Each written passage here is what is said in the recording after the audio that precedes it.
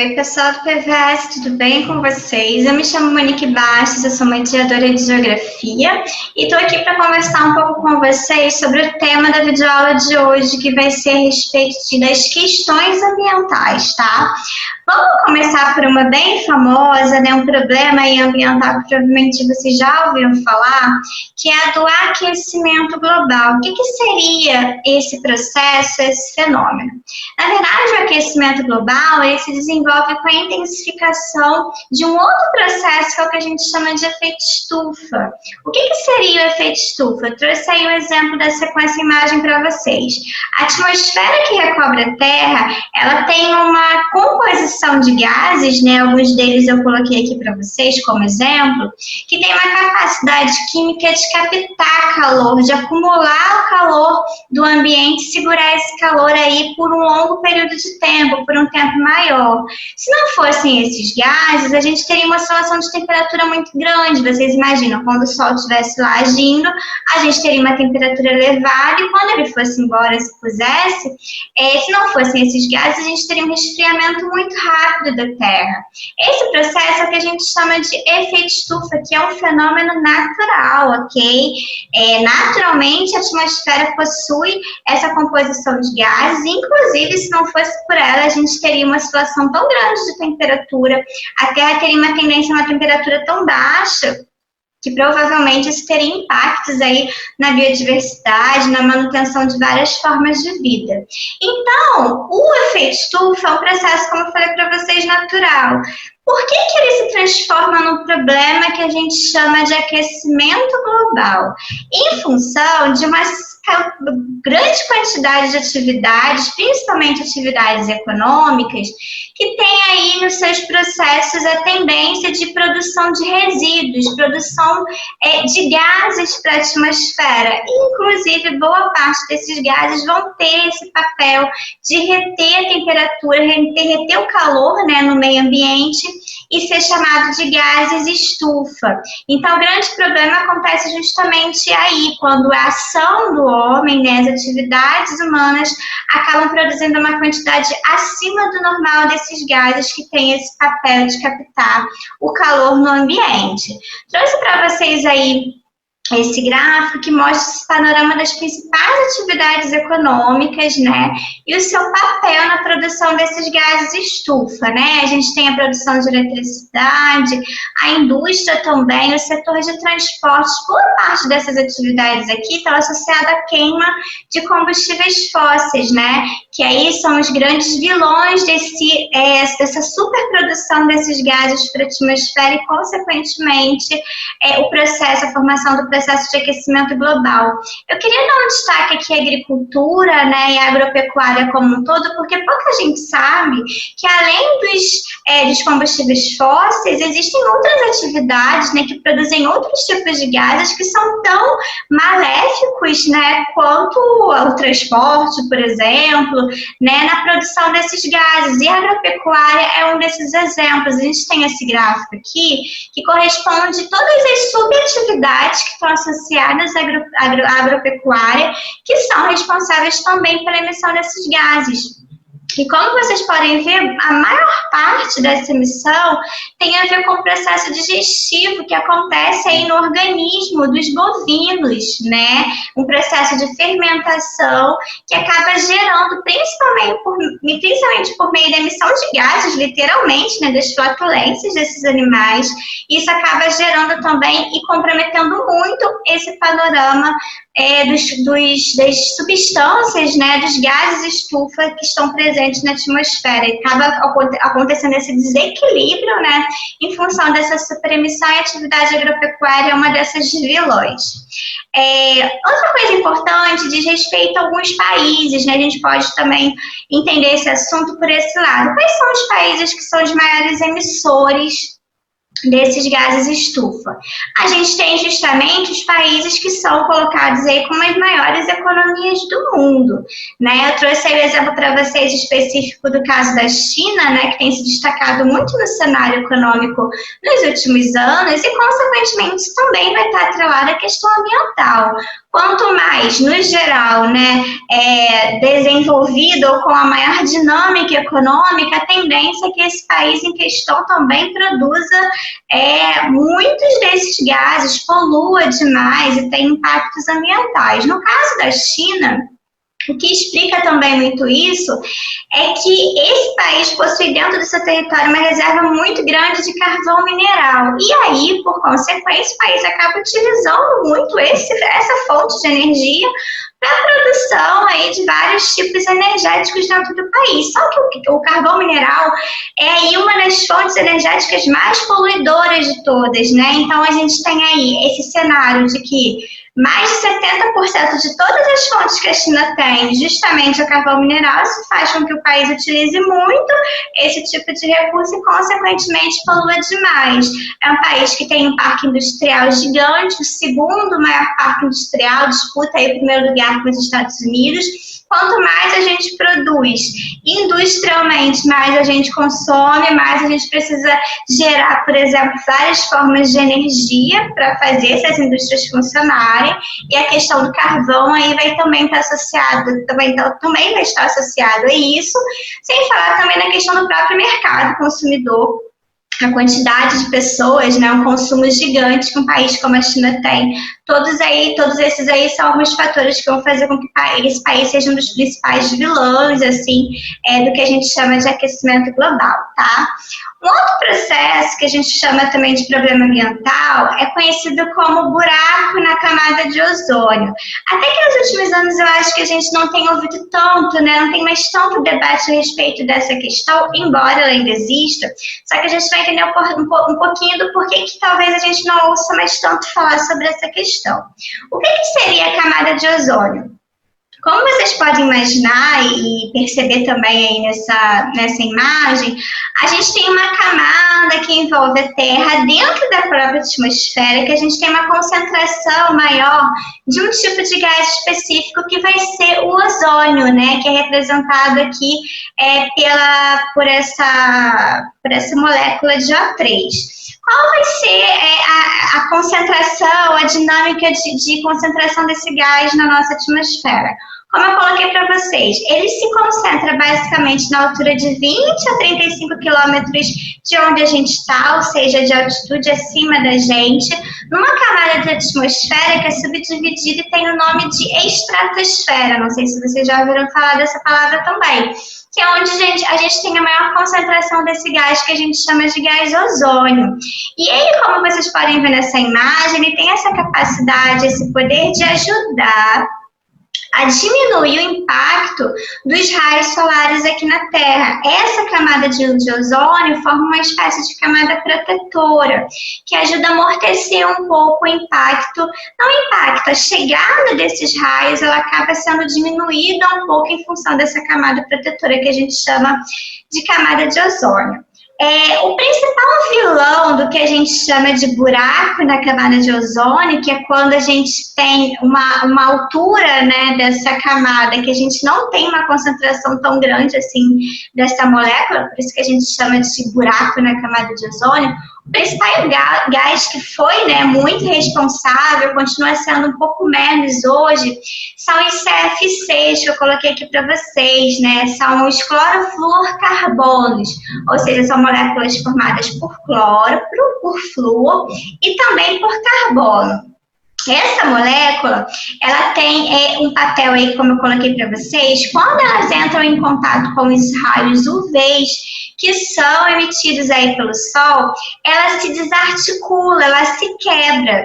E aí, dentre os átomos átomos que são liberados por essa quebra vai ser o cloro, que é justamente um dos átomos que forma aí essa molécula. O cloro tem justamente a capacidade de se atrair ao gás ozônio e também desarticular, quebrar essa molécula. Então, é isso que explica a gente ter o contato do CFC com essas moléculas de ozônio e, consequentemente, a gente ter a quebra dessas moléculas e gerando aí o que a gente chama de buraco na camada de ozônio.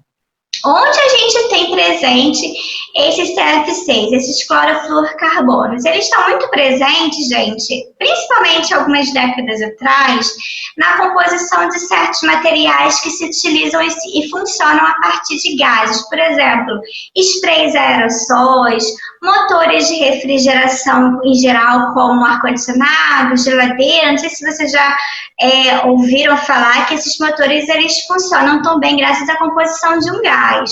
Até mais ou menos os anos 90, a gente tinha um uso basicamente dos CFCs na composição desses gases que eram usados nesses produtos.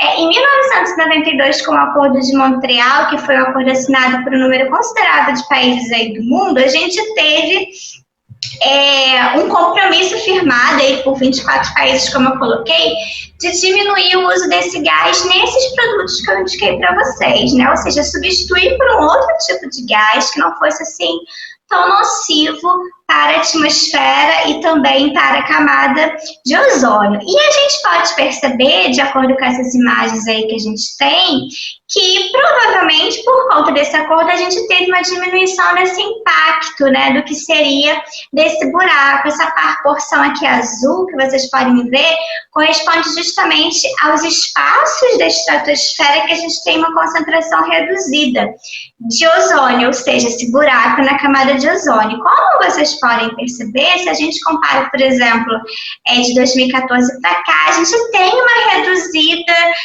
ainda que pequena, mas a gente consegue enxergar uma diferença nesse padrão do que a gente chama desse buraco, né, na camada de ozônio, e provavelmente está associado à diminuição do uso dessas substâncias, tá? Uma coisa que é interessante, se vocês forem reparar aqui, a gente percebe que esse buraco está concentrado num lugar muito específico, que vai ser lá no Polo Sul, né, próximo do que a gente chama, na altura do que a gente chama do continente Antártido, né, da Antártida.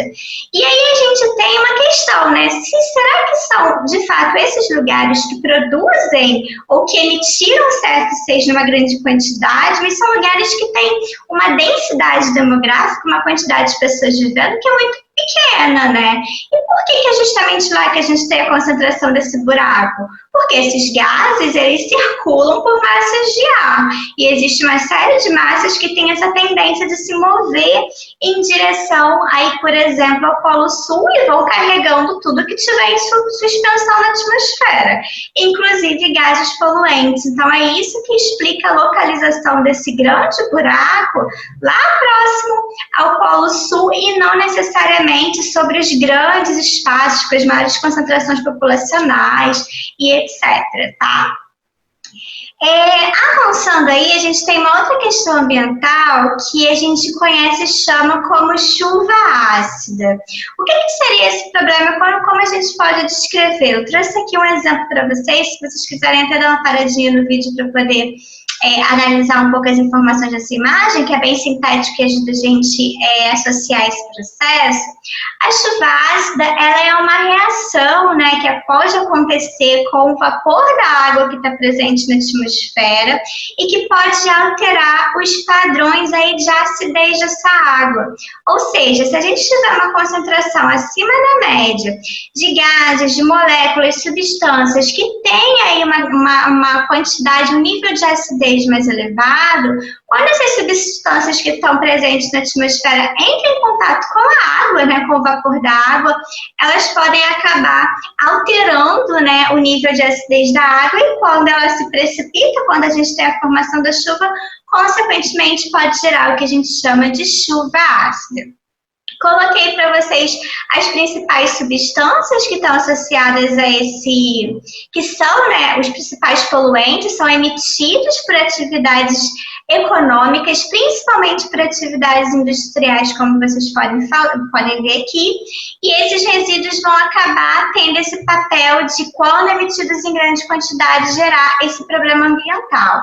Como eu falei para vocês, a atividade industrial vai ser uma das principais responsáveis por isso. E aí a gente tem, além da chuva ácida, uma outra questão que eu falei para vocês, citei, né? Falei sobre ela agora há pouco em relação ao buraco da camada de ozônio, que vai ser a questão do deslocamento dos poluentes, né? Porque já seria um grande problema se os grandes países, ou as grandes cidades produtoras desses poluentes fossem e sofressem com as consequências dessa poluição. Só que o problema não para por aí, porque tudo que está suspenso na atmosfera, como eu indiquei antes, tem essa capacidade de se mover com as massas de ar, que elas não ficam presas, né, fixadas no mesmo ponto do espaço. O ar à nossa volta está circulando e, consequentemente, esses resíduos e essa poluição também. Então, essa é uma questão importante para a gente também refletir, que a responsabilidade ambiental, ela não é só local, ela é global, porque aquilo que a gente e as atividades econômicas estão produzindo aqui podem gerar impactos, às vezes, em outros países, em outros continentes e etc. E quais vão ser as consequências, Monique, dessa chuva ácida? Principalmente impactos sobre as superfícies como um todo. Por exemplo, sobre a cobertura vegetal, sobre corpos hídricos, inclusive impactos que não vão ser só ambientais, mas podem ser históricos também, como, por exemplo, a corrosão de monumentos históricos quando ficam submetidos muito tempo à ação dessa chuva. Eu trouxe aí algumas fotografias para vocês que representam, são fotografias reais, assim, né, de superfícies que entraram em contato, estiveram em contato por muito tempo com essa chuva. A gente tem a questão da cobertura vegetal. Essa imagem aí é da Serra do Mar, de uma serra aí que corta alguns estados do sudeste do Brasil, e essa daí especificamente se encontra ali na altura de Cubatão, que foi uma cidade que nos anos 70, anos 80, foi conhecida como a cidade mais poluída do mundo, né, por atividades de queima de combustíveis que acontecia naquela região do entorno. E a gente pode perceber essas rachaduras, né, como se fosse essas rachaduras e remoção da cobertura vegetal nessas porções da Serra do Mar, em função do contato dessas áreas, né, com a chuva ácida vinda das atividades econômicas que funcionavam ali perto. E ali, aqui a gente também tem um exemplo da ação, né, da chuva ácida, como eu falei para vocês, em relação aos monumentos históricos, né, a gente percebe que a corrosão dessas superfícies e o comprometimento que existe também em relação ao patrimônio cultural, histórico aí, quando a gente tem a associação da chuva nesses espaços que tem essa riqueza cultural também. Ilhas de calor, gente, vamos falar dessa questão ambiental. O que seria isso? Trouxe aqui um exemplo para vocês, né? Isso aqui seria um gráfico de aumento de temperatura, e como vocês podem ver nesse esquema, em determinados pontos da cidade, a gente pode ter uma tendência a aumento, né, da temperatura, e isso a gente pode chamar de ilhas de calor. Quais vão ser os locais que podem estar mais suscetíveis a esse fenômeno? Principalmente, né, áreas urbanas, sobretudo áreas urbanas centrais, ou seja, a gente não está falando sobre qualquer ponto da cidade, a gente está falando sobre aquele ponto central das cidades que, por exemplo, possui essa paisagem aqui muito marcada, né? Esses prédios elevados, uma concentração muito grande de edifícios e etc. São esses lugares que podem estar suscetíveis a esse fenômeno. Monique, necessariamente todo lugar assim vai ter a ocorrência do que a gente chama de ilha de calor? Não necessariamente, mas é um lugar que tem maior suscetibilidade em relação a outros pontos aí do espaço, tá? O que vai causar as ilhas de calor, né? Pode ser, por exemplo, em função do tipo de material que é usado nas construções desses espaços. A gente tem uma concentração muito grande de asfalto, de concreto, desses materiais que são usados nessas edificações e que tem uma capacidade de reter muito calor, né, de esquentar com muita intensidade, muita rapidez e, consequentemente, emitir esse calor para o ambiente à sua volta. Então, esse é o motivo. Outro motivo são espaços que geralmente estão associados a um nível de poluição muito grande. Lembra do que a gente falou lá atrás dos gases estufa? Que eles têm a capacidade de reter calor? Se a gente aumenta a concentração desses gases, dessa poluição em certos pontos do espaço, por exemplo, como é o que acontece nessas áreas centrais da cidade, a gente também vai estar promovendo e aumentando a tendência dessas áreas se aquecerem mais do que o seu entorno, que é o que a gente chama aí de ilhas de calor. Morfologia urbana, o que seria isso? Morfologia, gente, tem a ver com forma, tá?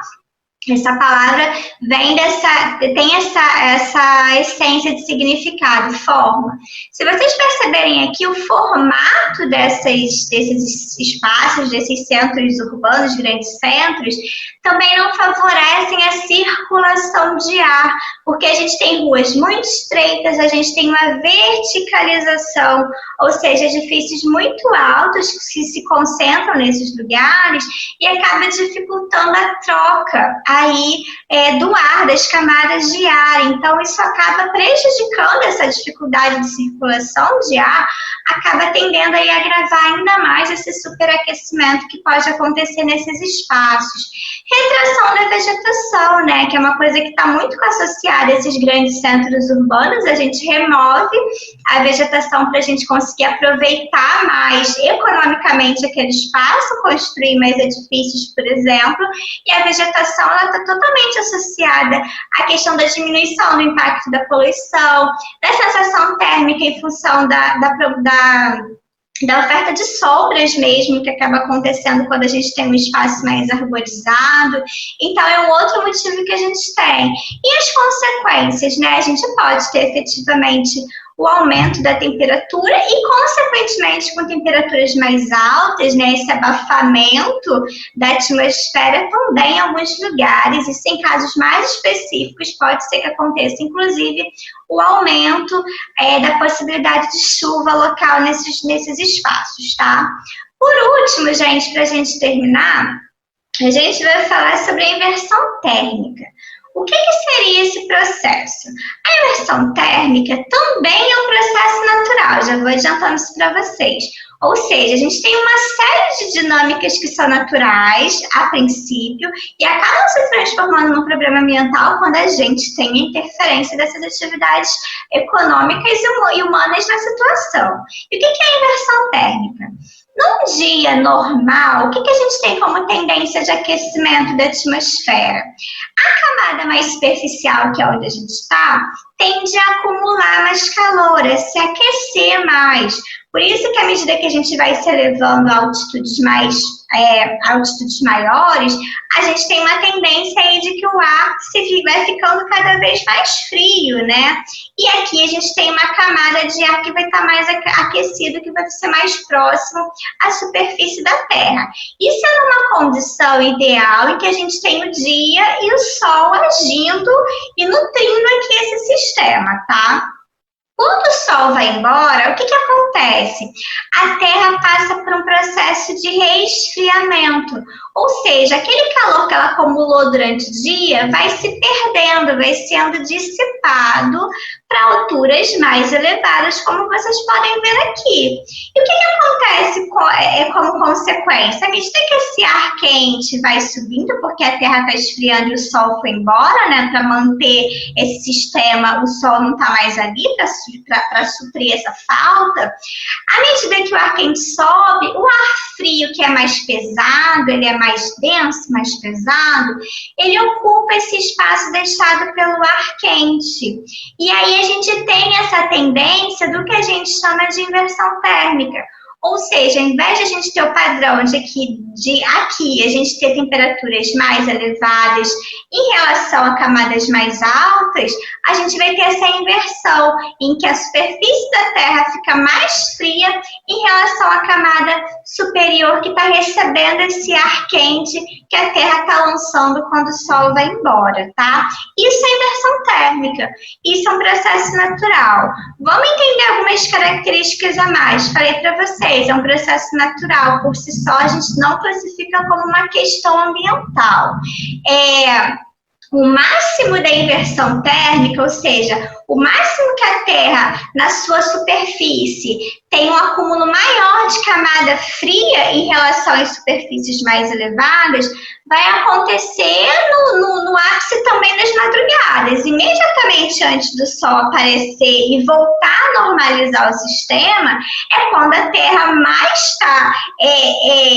se esfriou, porque perdeu muito calor que ela acumulou no dia anterior. Então, isso faz com que também seja o momento que a gente tenha o maior nível de inversão térmica acontecendo, tá? Essa inversão tende a acontecer principalmente durante o inverno. Por quais motivos, Monique? Primeiro, porque a gente tem, geralmente no inverno, uma baixa produção de nebulosidade. A gente, como tem o Sol, né, a gente está menos suscetível a temperaturas mais elevadas, né? O Sol está mais inclinado, a gente tem dias mais curtos. Então, tudo isso faz com que a gente tenha menos evaporação de corpos d'água, corpos hídricos.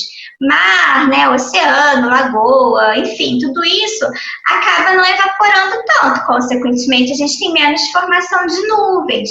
E se a gente tem menos formação de nuvens, quando quando o Sol vai embora, a Terra acaba se aquecendo muito mais rápido, porque as nuvens têm essa capacidade de segurar esse calor mesmo quando o Sol vai embora. Se a gente não tem nebulosidade, a Terra vai se esfriar e esse calor ele vai se dissipar com muito mais facilidade. Por isso que isso acontece mais no inverno. Além disso, no inverno, a gente tem um aquecimento da Terra um pouquinho menor em relação ao verão, e aí, consequentemente, o resfriamento também se dá mais rápido, certo? Se a Terra conseguiu acumular muito calor durante o dia, o resfriamento dela, quando o Sol vai embora, esse resfriamento vai ser um pouco mais lento. Do contrário, esse resfriamento vai ser muito mais rápido, né? Isso vai fazer com que a gente também acelere a inversão térmica, porque a gente acaba tendo dias quentes e noites assim muito mais frias, porque a Terra acaba se esfriando muito rápido. A gente tem passado por isso, não sei quando que vocês vão assistir essa videoaula, mas a gente tem passado exatamente por isso, pelo menos aqui no Rio de Janeiro, durante esse inverno. Dias que são até agradáveis, né, mais a menos, e logo que escurece, a gente já tem uma queda muito grande na temperatura, ou seja, uma diferença de temperaturas máximas e mínimas que também é muito alta. Isso é o que a gente chama de amplitude térmica, que também vai favorecer a inversão térmica, né? Se para acontecer a inversão térmica a gente tem que ter tido a Terra se esfriando, né? E a camada superficial perdendo muita temperatura, então são fatores aí do inverno que vão agravar esse processo da inversão térmica. Uma outra questão que também está associada é a questão do relevo. Determinados espaços a gente pode ter uma inversão térmica maior, por exemplo, espaços que a gente chama relevos, né, formas e paisagens de fundo de vale, ou seja, espaços que são mais rebaixados em relação ao seu entorno, que às vezes tem a presença de morros, de maciços e etc. Nesses espaços a inversão térmica vai ser maior, porque a camada fria, por si só, já tem essa tendência de pesar e se localizar na parte mais baixa da superfície. Se ela for cercada por áreas mais altas, se ela está presente essa massa de ar fria num fundo de vale, né, ela vai ter uma tendência de ter mais dificuldade para se dissipar, porque ela fica encaixada, ela fica presa naquela forma de relevo. Então, dependendo do lugar, a gente pode ter aí o agravamento dessa inversão térmica em função da questão do relevo. E por que finalmente a gente classifica isso como um problema ambiental? Porque se a gente tem uma concentração muito grande de partículas poluentes na atmosfera e a gente tem processo da inversão térmica, essas partículas elas vão ficar presas nesse ar mais frio, mais gelado, que está ocupando essa camada mais superficial da Terra. Ou seja, né, esse ar tem dificuldade de circular. E se for um ar extremamente poluído, por exemplo, isso vai gerar problemas não só ambientais, né, mas principalmente problemas assim à saúde humana, problemas respiratórios. Não é à toa que a gente tem uma grande, né, quantidade desses problemas respiratórios acontecendo principalmente no período do inverno. Isso pode estar associado à questão da inversão térmica. Tudo bem, pessoal? Então, assim, por hoje é isso. Essas são as principais questões que a gente pode trabalhar. Estudem, né? Parem aí o vídeo quando tiverem alguma dúvida para tentar fazer anotação e refletir sobre o conteúdo. E é isso. Na próxima semana vocês vão ter acesso a mais conteúdo aqui de geografia, aqui pelo canal do Pré-Vestibular Social do CEDERJ. Beleza? Foi um prazer estar com vocês e até mais.